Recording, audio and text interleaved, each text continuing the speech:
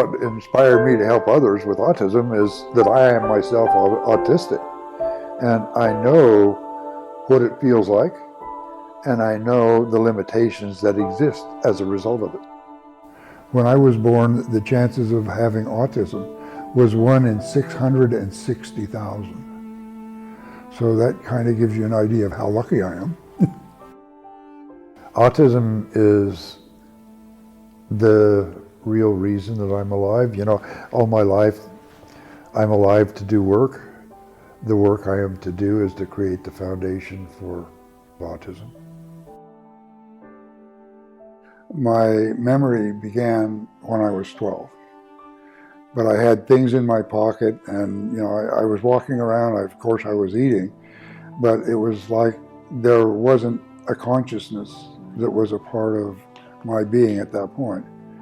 And when my memory began, I was like coming alive in a world that was full of pain and chaos. The chaos was everything was moving, and mostly my perception was about colors and shapes, and the colors would be swirling and the shapes would be all mixed together. And later, as I began to develop more, the shapes became outlines for colors, and then the colors and the shapes together became pictures, images, and that is essentially the way things work for me now when I think.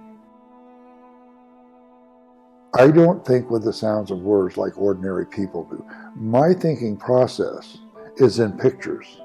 Because I don't think with the sounds of words, words had like no real importance to me. What was important was the feelings and the colors, which essentially were the meanings. And I could see the colors coming from my mother, my brother, my bosses. Yet when I would give them colors back, they ignored them. They didn't get the ideas, right? And it was my uncle that convinced me that I needed to make the sound that matched the color in order to speak. I discovered that I could mix dirt and water together, and I could make things out of dirt and water. And then when it gets dry, I mean, it can get as hard as a rock almost. So the things that I was interested in, I would make models out of the clay with. When I would make something, I could think with the thing that I made. And that's where the real importance came. Like when I made the concept of consequence, I could think with the idea of consequence. My real dream in life is I wanted to be a real person. And I could see that I wasn't. Other people could read and write, I couldn't. Other people didn't pee their pants every day, and other people could talk, and I couldn't do that. So my real dream was to be like everybody else.